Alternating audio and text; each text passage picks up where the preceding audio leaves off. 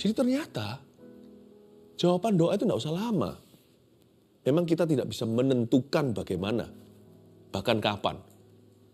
Tuhan tahu kok kapan menjawab doamu, tapi Tuhan tidak suka bertele-tele. Tuhan, mari menjelang tahun depan, di tahun yang baru nanti, kita buat resolusi. Mulai tahun ini, akhir tahun ini dimulai ya, pemanasan dulu, nanti mulai Januari, aku berjanji tidak akan cuekin Tuhan lagi. Tahun depan, banyak orang-orang yang akan meninggalkan Tuhan. Lebih banyak lagi sana-sini yang memberontak dan dunia akan semakin jahat. Dunia secara menyeluruh akan semakin antikristus. Tapi kabar baiknya, itu kabar buruknya. Kabar baiknya adalah siapa yang menyambut tangan Tuhan saat ia mengulurkannya akan menjadi seperti Daniel. Shalom, peace to you, damai sejahtera. Saya ingin mulai mempersiapkan hati kita untuk sungguh-sungguh cari Tuhan lagi. Dan tidak putus-putusnya berharap kepada Kristus. Di ujung tahun ini, kita hampir tutup tahun nih, kita harus punya hati yang ready memasuki tahun yang akan datang. Yang pasti yang harus pergi adalah perasaan ragu, perasaan bimbang. Hal itu bukan dari Tuhan. Saya kasih judul Tuhan lebih rindu memberkati kita supaya kita berani GR, berani gede rasa, berani percaya Tuhan. Sebenarnya berkat itu termasuk mujizat tidak serumit sesusah yang kita kira loh. Tuhan itu lebih dekat daripada dugaan kita. Namun kita juga harus introspeksi apa-apa saja yang menjauhkan kita dari Dia. Nah itu yang harus kita buang. Tuhan gak perlu didekat-deketin lagi. Dia itu sudah ada di sini. Nah, mari kita sama-sama mempererat hubungan kita. Karena saya tahu tahun rahmat akan datang. Ini akhir tahun saya akan mulai impartasi ke GMS yang saya gembalakan. Akan visi tahun depan. Saya mendapat 2 kata, victory and blessing. Tahun kemenangan dan juga tahun berkat. Berkat secara internasional pula, yaitu kelimpahan dari bangsa-bangsa akan Tuhan pindahkan. Ini bukan bicara soal materi ya. Bicara tentang favor dan perkenanan Tuhan. Penyertaan yang ajaib. Saya ingin untuk mempersiapkan hati Anda untuk berani percaya bahwa Tuhan itu rindu memberkati kita. Please jangan alergi dengan kata berkat hanya karena sudah sempat disalahguna oleh banyak orang yang serakah, yang rakus, yang materialistis. Berkat termasuk materi tapi bukan hanya itu saja. Tapi mari kita percaya our God is a blessing to us. Tuhan itu berkat bagi kita. Berkat terbesar dalam mengenalnya. Tapi gak berhenti sampai sana kok. Tuhan itu tidak hanya memberi kita janji. Kalau gak berani genapi, Tuhan juga memelihara. Kalau Anda hari ini lagi ngalami masalah dalam pekerjaan, susah bisnisnya, toko, bahkan ada yang di PHK. Please, ada satu jalan lagi yang harus Anda temui yang bisa mengubah jalur hidupmu. When you believe, untuk kita percaya. Emangnya percaya bisa apa Pastor Philip? Bisa mengubah hidupku? Bisa. Berapa banyak orang yang percaya mengalami berkat mujizatnya. Ya, mari kita sama-sama membaca firman dulu. Firman ini bermula dengan keluh kesah Tuhan terhadap umatnya. Mari kita baca dulu ayat 1 sampai ayat yang ke-5, Yesaya 65 pasalnya. Aku telah berkenan memberi petunjuk kepada orang yang tidak menanyakan aku. Aku telah berkenan ditemukan oleh orang yang tidak mencari aku. Aku telah berkata, ini aku, kepada bangsa yang tidak memanggil namaku. Sepanjang hari aku telah mengulurkan tanganku kepada suku bangsa yang memberontak, yang menempuh jalan yang tidak baik dan mengikuti rancangannya sendiri. Suku bangsa yang menyakitkan hatiku. Dan suku bangsa yang menyakitkan senantiasa di depan mataku dengan mempersembahkan korban di taman-taman dewa dan membakar korban di atas batu bata, yang duduk di kuburan-kuburan dan bermalam di dalam gua-gua, yang memakan daging babi dan kuah daging najis ada dalam kuali mereka, yang berkata, menjauhlah, jangan meraba aku, nanti engkau menjadi kudus olehku. Semuanya ini seperti asap yang naik ke dalam hidungku, seperti api yang menyala sepanjang hari. Ini ayat tidak gampang dimengerti, saya jabarkan satu persatu. Ini perjanjian lama dibaca dengan terang kasih Yesus.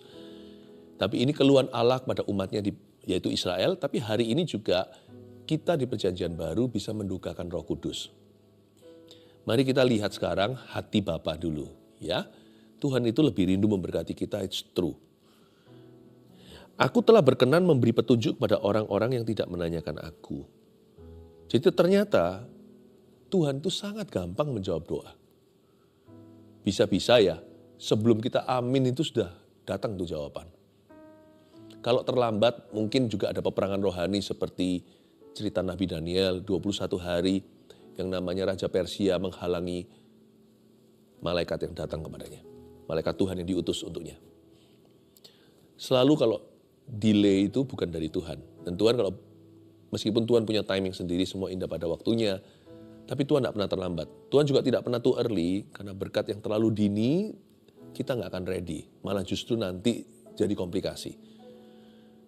Tapi kalau memang terkesan seperti ada suatu keterlambatan, itu ada hikmat Tuhan. Tapi kita juga perlu berdoa. Peperangan rohani itu ada. Kadang-kadang ada berkat yang sudah Tuhan cairkan, tapi belum sampai ke pintu kita. Itu karena sepanjang perjalanan ada banyak setan yang. Makanya itu kita perlu mengamalkan yang namanya doa sungguh-sungguh.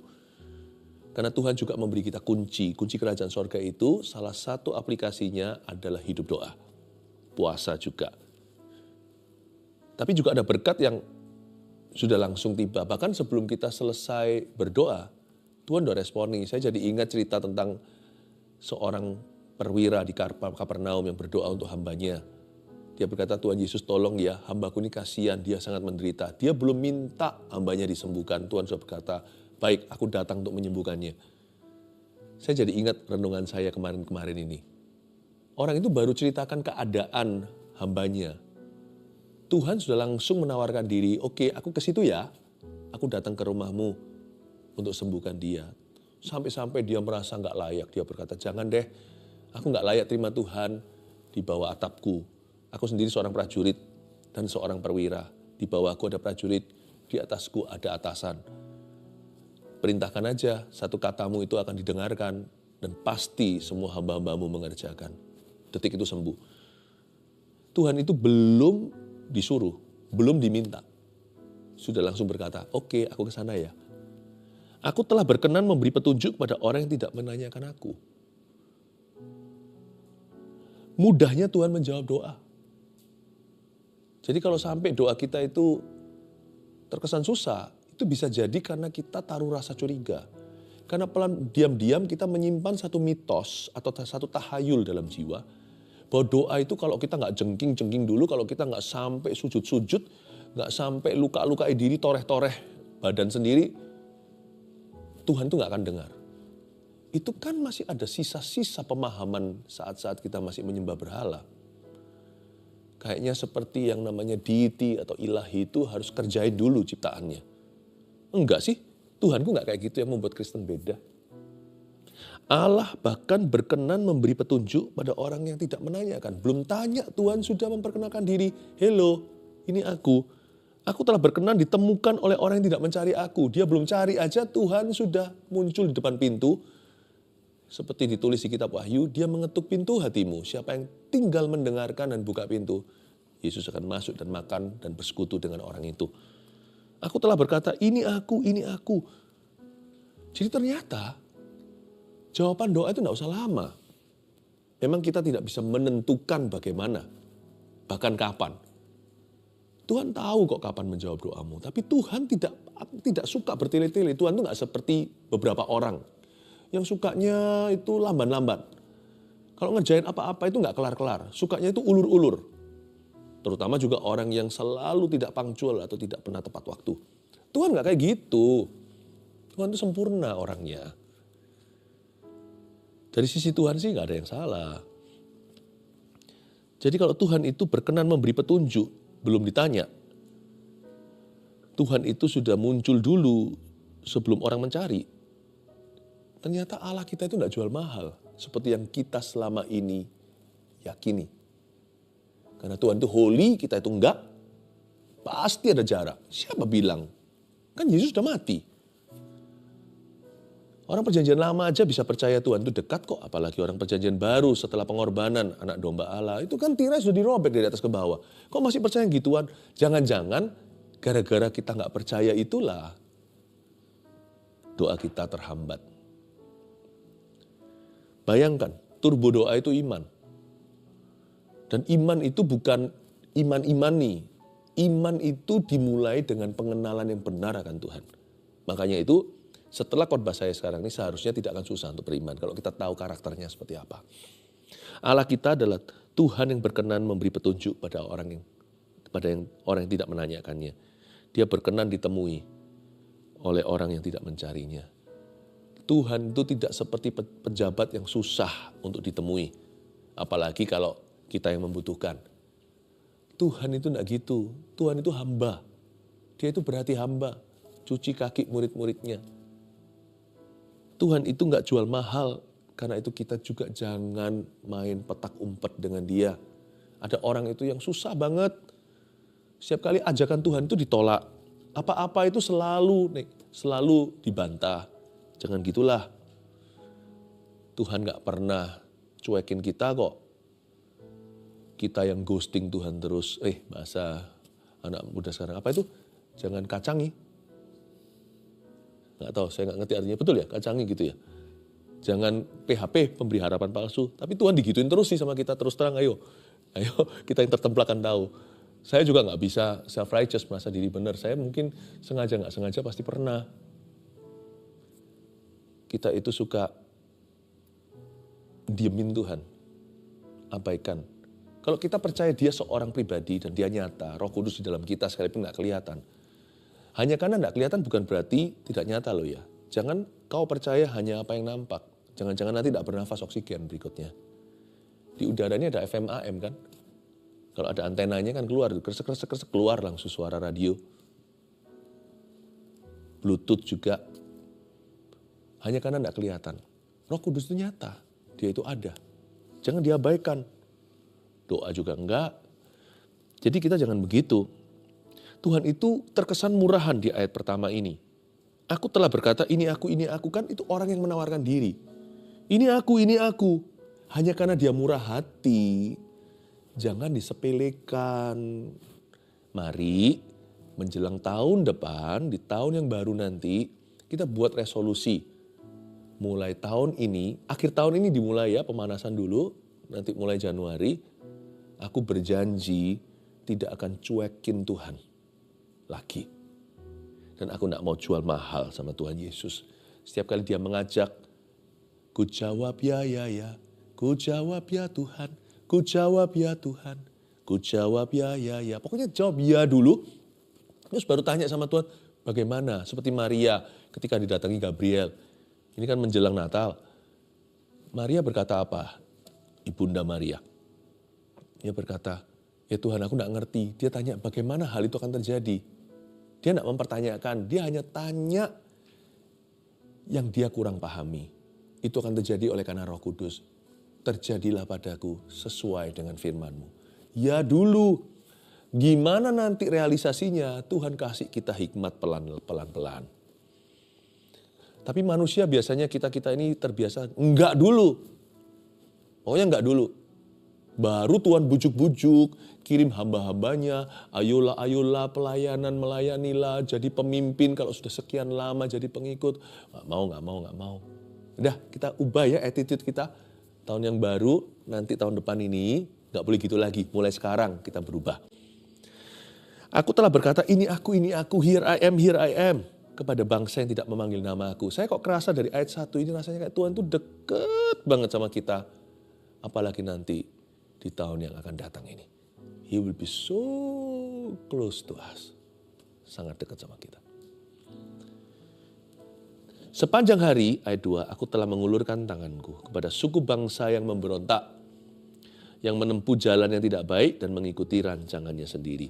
Sepanjang hari, jadi Tuhan itu terus dari pagi sampai malam, dari terbit matahari sampai terbenam, terus mengulurkan tangan, tapi nggak pernah disambut tangan. Tuhan itu selalu diajak bertepuk sebelah tangan. Semua ajakannya kita tidak gubris. Atau kalau kita gubris pun, ya udah kita sering kali tunda. Nanti ya Tuhan, kalau begini situasiku, aku melayanimu. Kalau begitu aku bersyukur kepadamu. Kalau nanti begini begitu, baru aku nanti mulai berdoa. Gak bisa Tuhan, ini harus ku beresin dulu. Ini harus saya selesaikan dulu di dalam pikiranku. Baru setelah itu aku bisa baca firman. Apa gak kebalik? Bisakah kita selesaikan apa-apa tanpa bimbingan firman Allah? Jangan-jangan hidup kita jadi rumit. Tanpa firman, hidup kita akan komplikasi dan infeksi. Sepanjang hari aku mengulurkan tangan, nggak disambut-sambut. Pada suku bangsa yang memberontak, yang menempuh jalan yang tidak baik. Sebenarnya ayat 2 ini juga bicara tentang nubuatan Yesaya mengenai bangsa yang nanti akan terbuang, yaitu bangsa Israel kan akan diasingkan. Waktu dalam pengasingan, ini belum terjadi ya, nubuatan ini masih akan digenapi nanti tahun-tahunan kemudian, namanya nubuatan. Tapi ayat 2 ini konteksnya begitu. Yesaya berkata, nanti ya kamu di pembuangan, sebagian besar kalian akan mengabaikan Tuhan. Ignoring Him. Sepanjang hari Tuhan akan mengulurkan tangannya, bahkan utus nabi-nabi. Kalian tidak akan menggubrisnya, karena memang suku bangsa ini hatinya memberontak, menempuh jalannya sendiri dan mengikuti rancangannya. Tapi coba lihat ya, saking sepinya orang-orang yang meresponi Tuhan. Kalau ada satu yang meresponi, mahal banget. Saya kasih contoh. Siapa aja yang meresponi? Daniel. Daniel kan di masa pembuangan Babel, 70 tahun itu, yang dinubuatkan oleh Yesaya. Puluhan atau ratusan tahun sebelumnya. Daniel ini kan di sana. Ada satu yang sungguh-sungguh mata Tuhan menjelajah. Mencari orang yang sungguh-sungguh kepadanya untuk mencurahkan segenap kuasanya. Bukankah itu tertulis juga di Chronicles atau di Tawarik? Karena saking langkanya, begitu langkanya, ada satu saja luar biasa Allah memakainya kan. Daniel itu bagaimana? Kita tahu ceritanya. Singa terkatup, ada tangan yang menulis sendiri di dinding, hikmat-hikmatnya. Lalu bukan hanya Daniel, Esther di masa-masa 70 tahun pembuangan itu juga bangsa Israel di pengasingan. Ratu Esther dipakai demikian rupa untuk menyelamatkan seluruh rasnya. Kalau ada yang menyambut tangan ketika Tuhan ulurkan tangannya. Kalau ada sisa-sisa bangsa Israel atau remnan itu yang tidak memberontak kepada Allah yang hidup, Tuhan segera dan langsung dan secara luar biasa memakai hidupnya. Good news dan bad news. Kabar buruknya tahun depan akan banyak orang yang murtad. Ini nggak usah nubuat. Ini sudah tertulis di ayat. Menjelang akhir zaman, kasih orang kan semakin dingin. Orang akan mencintai dirinya. Dan bahkan orang-orang pilihan pun banyak yang murtad jalan. Itu kan semua juga ada di surat Paulus. Kasih orang akan semakin dingin, dunia akan semakin jahat, kasih manusia semakin hambar. Kejahatan mulai silih berganti. Tahun depan, banyak orang-orang yang akan meninggalkan Tuhan.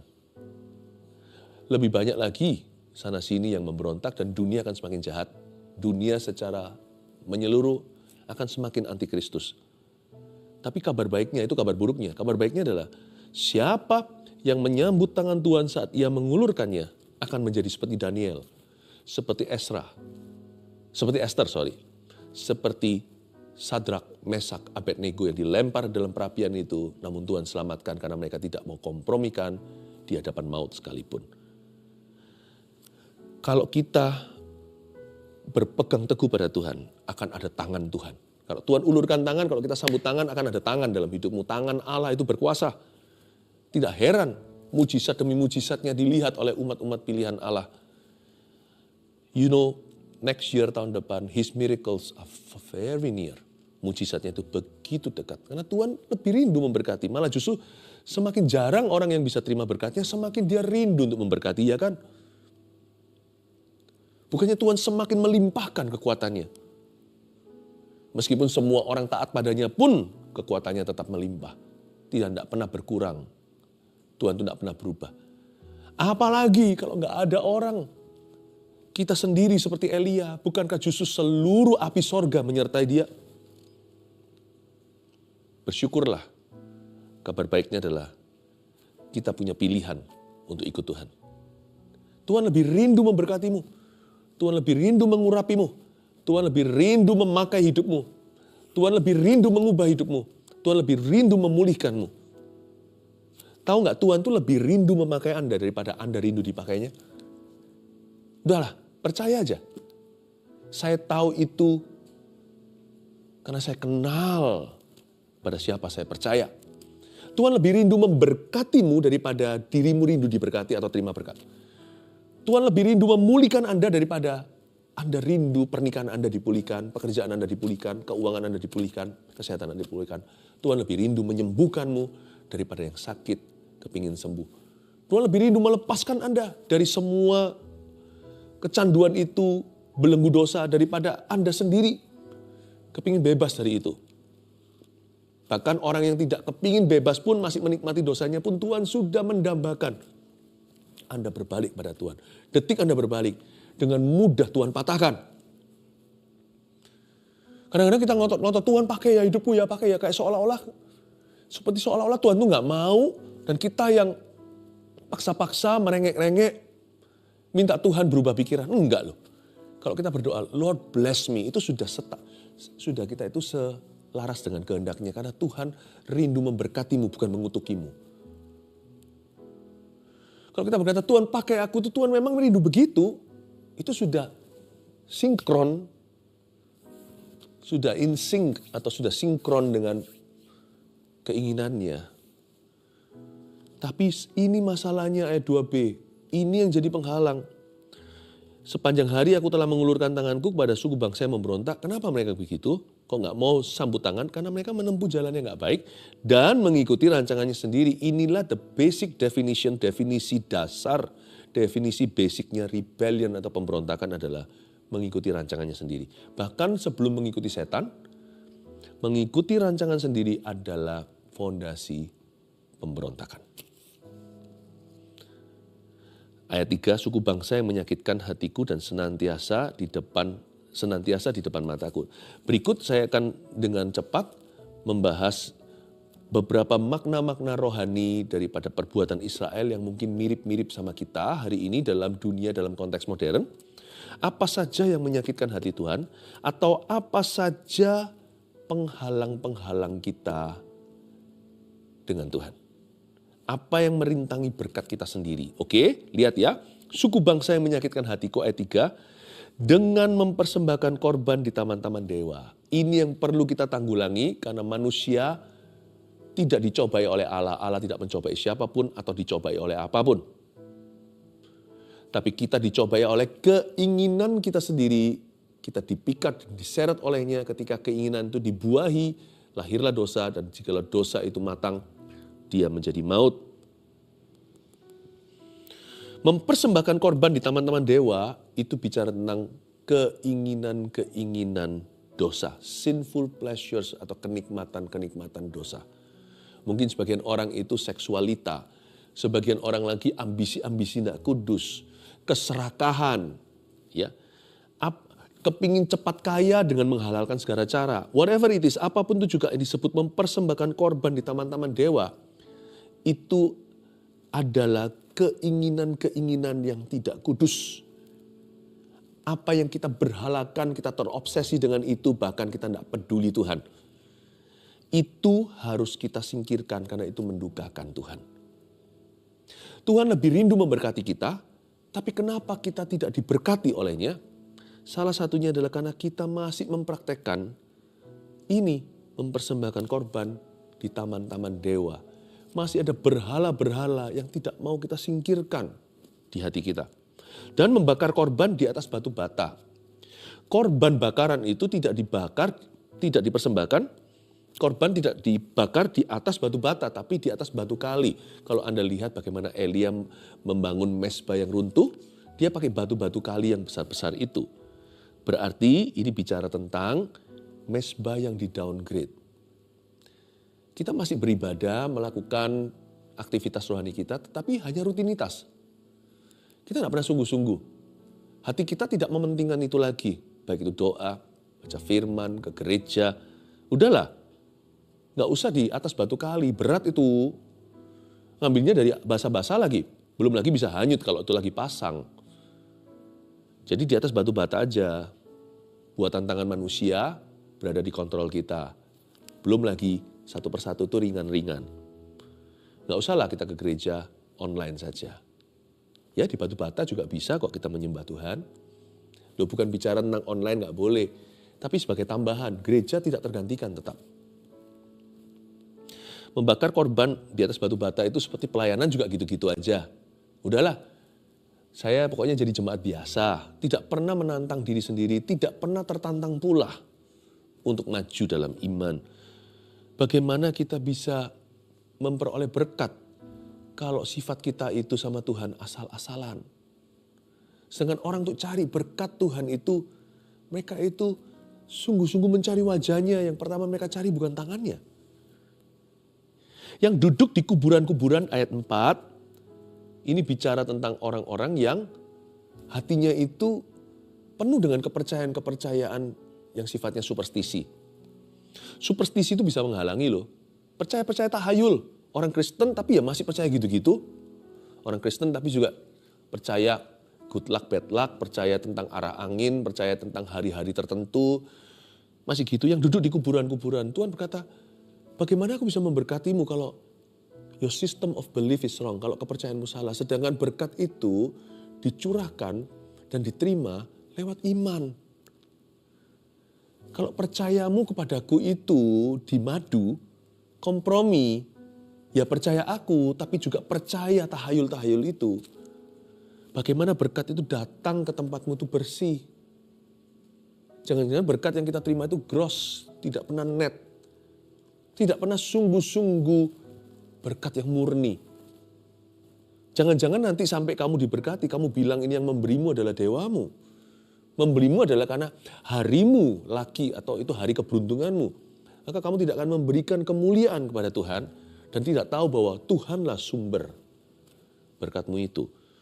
Dan bermalam di dalam gua-gua, ini juga bicara tentang entertain stress atau stres. Stres masa salah saya Pastor Philip kok stres? Duh, stres tidak salah kita kalau cuma lewat kita lawan. Tapi stres yang dimanjakan. Oh kasihan aku, ya kan? Lalu habis itu terus stres yang direnungkan jadi kekhawatiran yang berlebihan itu di luar kendali kita padahal kita punya kuasa untuk melawan, untuk menaklukkannya. Malah kita terus ngikuti jalur pikiran itu dan kreatif mikirkan kira-kira nanti apa yang setan bisa lakukan di hidupku. Ketakutanku itu bisa terjadi begini loh nanti. Nanti itu bisa terrealisasi. Semua kekhawatiranku itu nanti bisa. Semua dikhawatirin. Sampai segala sesuatu dibayangkan. Yang terburuk. Apa yang terburuk yang bisa terjadi. Itu orang yang suka bermalam dalam gua. Hai Elia, udah berhenti di sana. Ngapain kamu di situ? Tuhan tanya sama Elia. Keluar, urapi Elisa. Urapi Raja A, Raja B. Udah berhenti, jangan bermalam dalam gua-gua. Jangan bersifat manja dengan stresmu. Semua orang juga punya stres. Keluar dari sana. Berani tegas dan berkata, hai jiwaku pujilah Tuhan, tenang teduh dalam hadiratnya Tuhan. Semua akan indah pada waktunya. Semua orang juga melawan, kenapa? Ada orang tertentu puas jadi pasien melulu. Boleh kita ditolong orang, ada konselor, ada gembala, ada pendoa. Tapi kita sendiri harus berperan, karena itu kan hidupmu, itu hatimu, itu perasaanmu. Itu hidup emosimu. Tanggung jawab siapa lagi kalau bukan yang menghidupi? Jangan bermalam di dalam gua, keluar. Nggak ada berkat Tuhan di sana, nggak ada urapan. Elia harus kembali dari jalan tadi dia meninggalkan Tuhan, meninggalkan panggilan. Untuk mengurapi siapa-siapa sesuai dengan instruksi. Jangan bermalam dalam gua. Dan juga di kuburan. Makanya itu baca firman, supaya jangan sampai kita itu ditipu sama pikiran kita, tahayul, tradisi. Yang tidak sama sekali ada kebenaran dalam firman Allah. Dan yang memakan daging babi ini bukan tentang the food law. Hukum makanan itu sudah diubah waktu Yesus datang.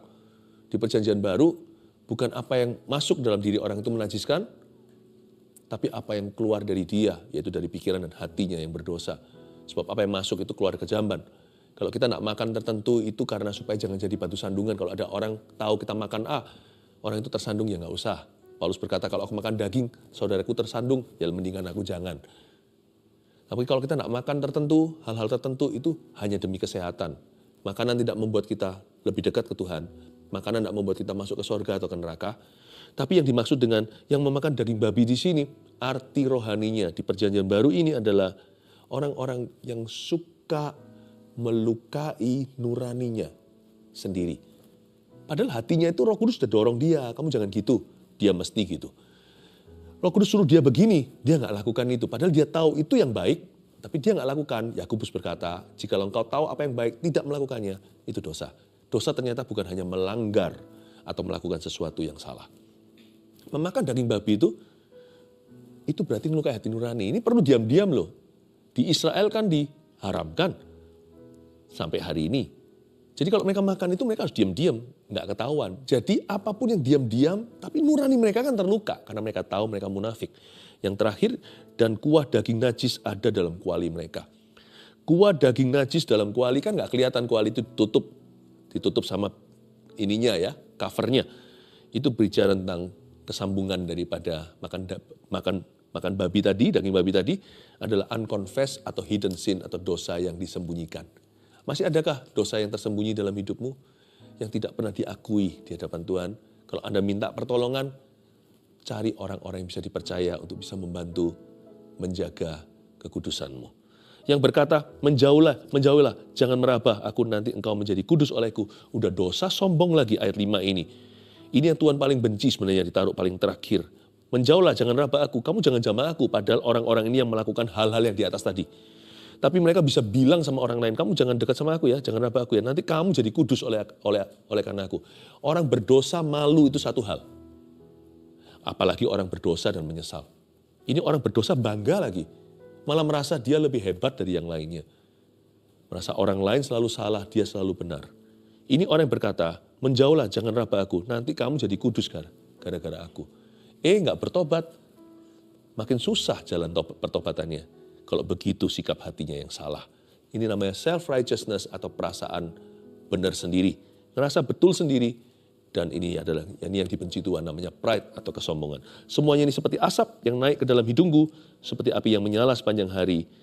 Kalau Tuhan menghirup hal-hal ini, Tuhan sudah jadi nek dan muak tidak mau memberkati hidup kita. Padahal dia rindu banget memberkati. Tapi lebih rindu dia melihat perubahan hidup kita sebelum kita diberkatinya.